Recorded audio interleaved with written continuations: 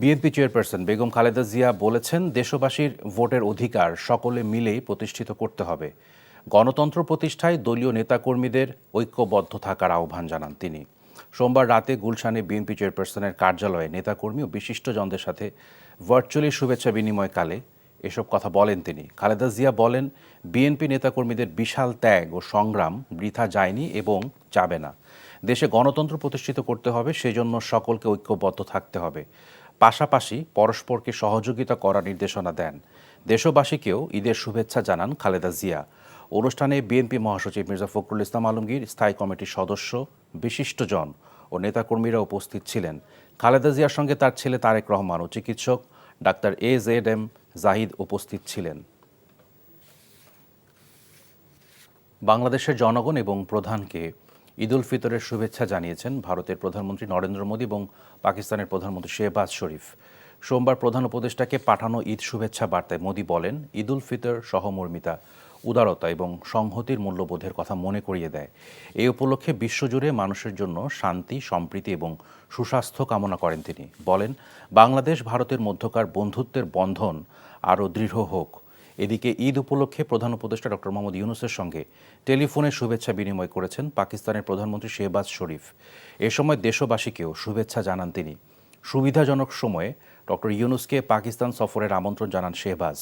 এ সময় প্রধান উপদেষ্টা পাকিস্তানের জনগণকে ঈদের শুভেচ্ছা জানান। বিএনপি চেয়ারপারসন বেগম খালেদা জিয়া বলেছেন, দেশবাসীর ভোটের অধিকার সকলে মিলেই প্রতিষ্ঠা করতে হবে।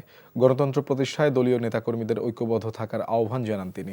সোমবার রাতে গুলশানে বিএনপি চেয়ারপারসনের কার্যালয়ে নেতাকর্মী ও বিশিষ্টজনদের সাথে ভার্চুয়ালি শুভেচ্ছা বিনিময়কালে এসব কথা বলেন তিনি। খালেদা জিয়া বলেন, বিএনপি নেতাকর্মীদের বিশাল ত্যাগ ও সংগ্রাম বৃথা যায়নি এবং যাবে না।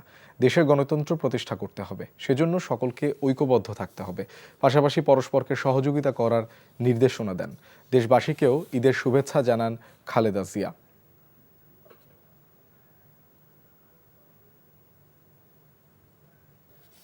বিএনপি চেয়ারপারসন বেগম খালেদা জিয়া বলেছেন, দেশবাসীর ভোটের অধিকার সকলে মিলেই প্রতিষ্ঠা করতে হবে।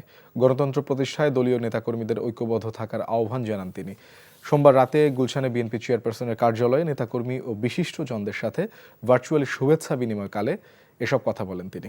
খালেদা জিয়া বলেন, বিএনপি নেতাকর্মীদের বিশাল ত্যাগ ও সংগ্রাম বৃথা যায়নি এবং যাবে না। দেশের গণতন্ত্র প্রতিষ্ঠা করতে হবে, সেজন্য সকলকে ঐক্যবদ্ধ থাকতে হবে।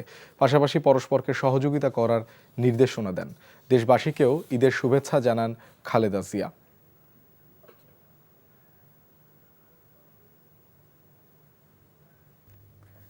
বিএনপি চেয়ারপারসন বেগম খালেদা জিয়া বলেছেন, দেশবাসীর ভোটের অধিকার সকলে মিলেই প্রতিষ্ঠিত করতে হবে। গণতন্ত্র প্রতিষ্ঠায় দলীয় নেতা কর্মীদের ঐক্যবদ্ধ থাকার আহ্বান জানান তিনি। সোমবার রাতে গুলশানে বিএনপি চেয়ারপারসনের কার্যালয়ে নেতাকর্মী এবং বিশিষ্টজনদের সাথে ভার্চুয়ালি শুভেচ্ছা বিনিময়কালে এসব কথা বলেন তিনি। খালেদা জিয়া বলেন, বিএনপি নেতাকর্মীদের বিশাল ত্যাগ এবং সংগ্রাম বৃথা যায়নি এবং যাবে না। দেশে গণতন্ত্র প্রতিষ্ঠিত করতে হবে, সেজন্য সকলকে ঐক্যবদ্ধ থাকতে হবে। পাশাপাশি পরস্পরকে সহযোগিতা করার নির্দেশনা দেন তিনি। দেশবাসীকেও ঈদের শুভেচ্ছা জানান খালেদা জিয়া। অনুষ্ঠানে বিএনপি মহাসচিব মির্জা ফখরুল ইসলাম আলমগীর, স্থায়ী কমিটির সদস্য, বিশিষ্টজন এবং নেতাকর্মীরা উপস্থিত ছিলেন। খালেদা জিয়ার সঙ্গে তাঁর ছেলে তারেক রহমান এবং চিকিৎসক ডাক্তার AZM জাহিদ উপস্থিত ছিলেন। বহু দল আছে, বহু জনে আছে যারা সব সময় বিএনপিকে হিংসা করতো, ঈর্ষা করতো, দেখতো, অন্য চোখে দেখতো, কিন্তু সেটা নয়। আমাদেরই হলো আমরা সকলকে ভালোবাসবো, সকলকে স্নেহ দিয়ে কাছে টেনে নিব, এটাই আমাদের লক্ষ্য, এটাই আমাদের উদ্দেশ্য। এবং এই ভালোবাসা দিয়ে আমরা তাদেরকে জয় করব, দেশবাসীর মনকে জয় করব। বিএনপির স্থায়ী কমিটির সদস্য আমির খসরু মাহমুদ চৌধুরী বলেছেন, ফ্যাসিস্টের বিদায়ের পর আরেকটা শক্তি দেখা যাচ্ছে, যারা ক্ষমতায় থাকার জন্য নতুন নতুন পন্থা বের করছে। সকালে চট্টগ্রামের মেহেদীবাগের নিজ বাসায় তিনি এসব কথা বলেন।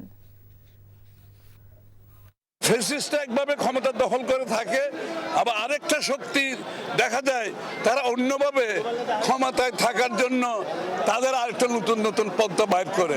তারাও যাতে না পারে জনগণের সামনে দাঁড়াতে, ফ্যাসিস্টরা যেভাবে দাঁড়াতে পারে নাই তারাও যাতে না পারে, সেই জন্য বাংলাদেশের মানুষ প্রস্তুত। ঈদের দীর্ঘ ছুটিতে রাজধানীর সড়কে নেই চিরচেনা যানজট। একই সাথে শব্দ দূষণমুক্ত শহর পেয়ে আনন্দিত নগরবাসী। শুধু ছুটির সময় নয়, সব সময় এরকম একটি নগর পাওয়ার প্রত্যাশা তাদের। কায়কোবাদ মাহমুদের রিপোর্ট। যে শহরের সড়কে প্রতিনিয়ত লেগে থাকে যানজট, শব্দ দূষণে কানে তালা লেগে যায়, নগরবাসীর জীবন থাকে ওষ্ঠাগত, সেই শহরেই ঈদের দীর্ঘ ছুটিতে নেই যানজট, শব্দের যন্ত্রণাও অনেকটাই কম। ফাঁকা সড়কে দ্রুত ছুটছে যান, আর নিরিবিলি শহরে মনোযোগ দিলে শোনা যাচ্ছে পাখির কিচিরমিচির ডাক। যেই ট্রাফিক পুলিশ হিমশিম খেতেন যানবাহন নিয়ন্ত্রণে, এখন অনেকটাই আলসে সময় কাটাচ্ছেন।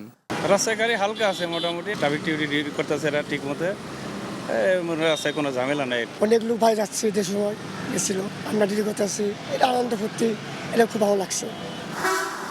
নগরবাসী রাজধানীর এমন রূপ দেখে আনন্দিত, বাস্তবতা মাথায় রেখেই আফসোস সবসময় এমন একটি ছিমছাম শহর না পাওয়ার। তেজগাঁ থেকে আসলাম, খুব ভালো লাগলো। ঈদের রাস্তাঘাট অনেক ফাঁকা, 2-3 মিনিট লাগলো। নর্মালি আগে আধা ঘন্টা লাগতো আর কি, এখন আগে লাগতো, আর এখন 2-3 মিনিট লাগলো আর কি। যদি এরকম হয় তো আল্লাহর কাছে ইনশাআল্লাহ অনেক দোয়া করি এরকমই জানি থাকে। আমার অনেক ভালো লাগছে, রাস্তাতে ফাঁকা, আমার ঘুরতেও ভালো লাগে প্রতিদিন। কোলাহলময় নগরের এমন রূপ দেখে উচ্ছ্বসিত নগরবাসীর চাওয়া, কাজের তাগিদে ছুটে আসা মানুষের পদভারে মুখরিত ঢাকাও থাকবে এমনই সুশৃঙ্খল এবং পরিচ্ছন্ন। সেজন্য শুধু নগর কর্তৃপক্ষ নয়, দায়িত্বের জায়গায় সচেতন হতে হবে নাগরিকদেরও। Kaykobad Mahmud, NTV news, Dhaka. দ্বিতীয় দফায় ত্রাণ সামগ্রী, চিকিৎসক দল ও উদ্ধারকারী নিয়ে সশস্ত্র বাহিনীর একটি দলকে ভূমিকম্পে ক্ষতিগ্রস্ত মিয়ানমারে পাঠানো হয়েছে। ঢাকা সেনানিবাসের বিমান বাহিনীর কুর্মিটোলা ঘাঁটি থেকে 3টি বিমানে এসব ত্রাণ সামগ্রী ও টিম পাঠানো হয়। এর আগে এক সংবাদ সম্মেলনে সশস্ত্র বাহিনী বিভাগের পক্ষ থেকে জানানো হয়, ত্রাণ সামগ্রী ও সরঞ্জামের মধ্যে রয়েছে শুকনো খাবার, বিশুদ্ধ পানি, প্রয়োজনীয় ঔষধ এবং তাঁবু। 15 দিনের প্রস্তুতি নিয়ে সশস্ত্র বাহিনীর দলটি মিয়ানমারের নেপিদো বিমানবন্দরে যাবে। নৌবাহিনীর জাহাজে করে ত্রাণ সামগ্রী পাঠানোর পরিকল্পনা রয়েছে বলেও জানানো হয় সংবাদ সম্মেলনে। এর আগে গত 30শে মার্চ প্রথম দফায় ক্ষতিগ্রস্তদের জন্য ত্রাণ সামগ্রী পাঠায় সশস্ত্র বাহিনী। 34 সদস্য বিশিষ্ট উদ্ধারকারী দলের মধ্যে বাংলাদেশ সেনাবাহিনীর 21 জন, নৌবাহিনীর 2 জন, বিমান বাহিনীর 1 জন এবং ফায়ার সার্ভিস ও সিভিল ডিফেন্সের 10 জন সদস্য রয়েছেন। চিকিৎসা সহায়তা দলের মধ্যে বাংলাদেশ সেনাবাহিনীর 10 জন, নৌবাহিনীর 1 জন, বিমান বাহিনীর 2 জন এবং অসামরিক 8 জন বিশেষজ্ঞ চিকিৎসক ও নার্স রয়েছেন। ঈদের দ্বিতীয় দিনেও স্বজনদের টানে অনেকেই রাজধানী ছাড়ছেন, এমন চিত্র কমলাপুর রেলওয়ে স্টেশনের। অন্যান্য সময়ের মতো যাত্রীদের আনাগোনা কমলাপুর রেলওয়ে স্টেশনে না থাকলেও আজও অল্প সংখ্যক যাত্রী যাতায়াত করছেন। ট্রেনের টিকিট কাউন্টারের সামনেও রয়েছে যাত্রীদের ভিড়। ছুটি না পাওয়ায় বা অন্য কোনো কারণে ঈদের আগে স্বজনের টানে যাদের বাড়ি ফেরা হয়নি, তাদের অনেকেই আজ ফিরছেন এমন ফাঁকা পরিবেশে। আবার অনেকেই ছুটি কম থাকায় বা কাজের তাগিদে অনেকটা বাধ্য হয়ে রাজধানী ঢাকায় ফিরে আসছেন। গ্রামের বাড়িতে আত্মীয় স্বজন আছে না, তাদের সাথে দেখা করেন, দেশের বাড়ি আছে সেই বাড়ি দেখার জন্য। আমাদের গ্রামে যাওয়া মানে ঈদ, এখানে থেকে ঈদ পালন করে দেয় না, ঈদে যাইতেছি, এটা আমাদের আনন্দ। ঢাকা একটা আমরা ব্যবসা করি, যার কারণে ঈদের পরের দিনে ঢাকায় ফেরা হলো, আর যানজটও কম।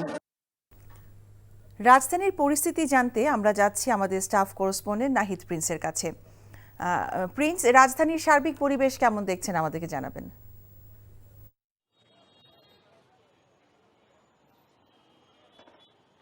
রাজধানীর সার্বিক পরিবেশ মোটামুটি ঢাকা অনেকটাই ফাঁকা রয়েছে, তবে দর্শনার্থীরা কিন্তু তাদের যে ছেলে মেয়ে এবং তাদের পরিবার নিয়ে কিন্তু বিনোদন পার্ক বা যে কোনো বিনোদন কেন্দ্রে কিন্তু তারা যাচ্ছে। যেমন আমি আছি বর্তমানে চিড়িয়াখানা যে রোড রয়েছে মিরপুর 1-এর, সেখানে সেই রাস্তা কিন্তু সেই মিরপুর 1 থেকে যে চিড়িয়াখানা রাস্তাটি রয়েছে পুরোটাই কিন্তু এখন মানুষের লোকারণ্য। আপনি যদি দেখেন যে মানুষজন কিন্তু তাদের পরিবার নিয়ে এখন চিড়িয়াখানার উদ্দেশ্যে যাচ্ছে। তারা যে শহরের যে যে একদম যান্ত্রিক যে জঞ্জাট রয়েছে সেগুলো থেকে মুক্ত পেতেই কিন্তু তারা মূলত সেই চিড়িয়াখানার যে পরিবেশ সেটি তারা দেখতে যাচ্ছেন। সেখানে কিন্তু প্রচুর গাছগাছালি থেকে শুরু করে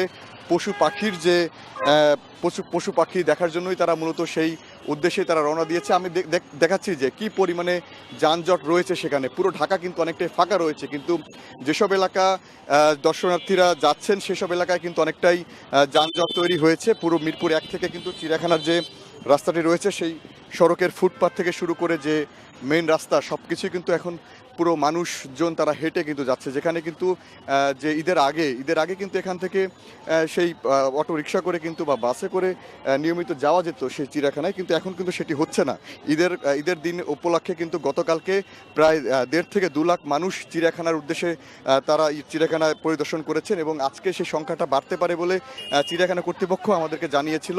তো চিড়িয়াখানায় মানুষজন বেশি যাওয়ার কারণে, পরিজন নিয়ে যাওয়ার কারণে কিন্তু এখন এই সড়কটি এখন পুরোটাই মানুষের যানজট রয়েছে। আমরা দেখতে পাচ্ছি যে দূর দূরান্ত থেকে মানুষ এসেছেন, ঢাকার বাইরে থেকেও মানুষ তার পরিবার নিয়ে চিড়িয়াখানার উদ্দেশ্যে এসেছেন।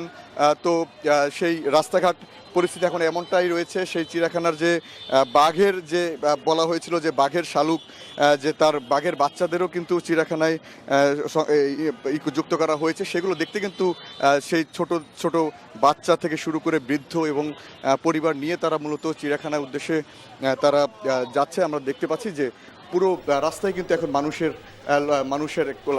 মানুষের যে হাঁটা চলা সেটি আমরা আপনাদেরকে দেখাচ্ছি। যে ফুটপাথ থেকে শুরু করে যে একদম মেইন সড়ক, যে চিড়িয়াখানার গেটের একটু আগে কিন্তু এই রাস্তাটি, সেই পুরো সড়কটা কিন্তু এখন অনেকটাই যানজটে পরিণত হয়েছে। গাড়ি ঠিকভাবে চলতে পারছে না সেখানে, এবং পুরো 1 নম্বর রাস্তা থেকেই কিন্তু সেই যে চিড়িয়াখানা রাস্তাটি রয়েছে সেটি পুরোটাই এখন এমন অবস্থায় রয়েছে। ঈদের দ্বিতীয় দিনে রাজধানীর পরিস্থিতি সম্পর্কে জানছিলাম। রাজনৈতিক দলগুলোর দেয়া মতামত ও সংস্কার কমিশনের ঐক্যমতের ভিত্তিতে নির্বাচন হবে বলে জানিয়েছেন বিএনপি মহাসচিব মির্জা ফখরুল ইসলাম আলমগীর। ঠাকুরগাঁওয়ে নিজ বাসভবনে দলীয় নেতাকর্মীদের সাথে মতবিনিময়ের আগে সাংবাদিকদের তিনি এসব কথা বলেন। সংস্কার কমিশনে বিএনপি তাদের মতামত তুলে ধরেছে জানিয়ে মির্জা ফখরুল বলেন, যেসব বিষয় ঐক্যমত হবে নির্বাচিত সরকার সেগুলো বাস্তবায়ন করবেন। তিনি বলেন, রাজনৈতিক দল হিসেবে বিএনপির প্রধান কাজ জনগণের সঙ্গে সম্পর্ক তৈরি করা। প্রধান উপদেষ্টা চীন সফর বিষয়েও কথা বলেন বিএনপির এই নেতা।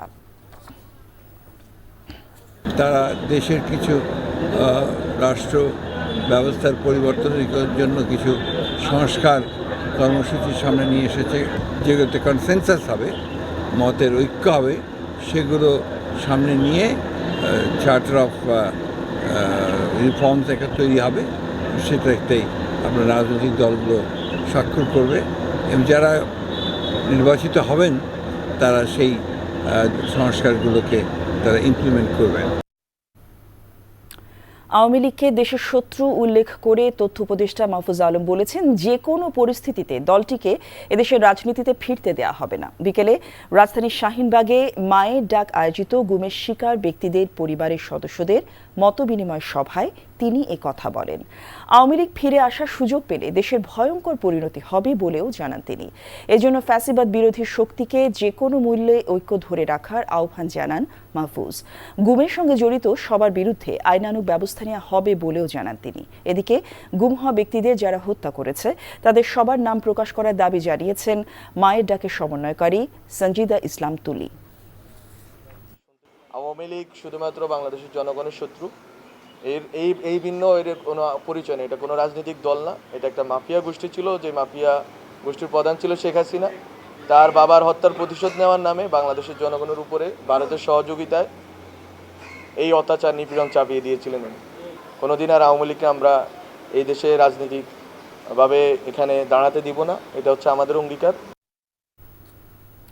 ঈদের দ্বিতীয় দিনেও স্বজনদের টানে অনেকেই রাজধানী ছাড়ছেন। মঙ্গলবার সকাল থেকেই কমলাপুর রেলওয়ে স্টেশন, সায়দাবাদ সহ ঢাকার বাস টার্মিনালগুলোতে যাত্রীদের চাপ দেখা যায়। ট্রেনের টিকিট কাউন্টারের সামনেও রয়েছে যাত্রীদের ভিড়। ছুটি না পাওয়ায় বা অন্য কোনো কারণে যাদের ঈদের আগে বাড়ি যেতে পারেননি তাদের অনেকেই গ্রামে যাচ্ছেন।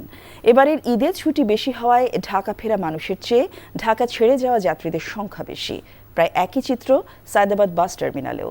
সড়ক পথে বাড়তি ভাড়া আদায়ের অভিযোগও করছেন অনেকে, ফলে ঢাকা এখন অনেকটাই ফাঁকা।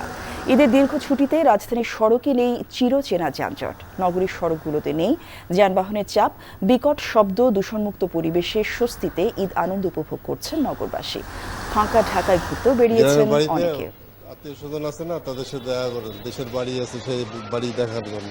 আমাদের গ্রামে যাওয়া মানে ঈদ, এখানে থেকে ঈদ পালন করে দেয় না, এই যে যাইতেছি এটা আমাদের আনন্দ।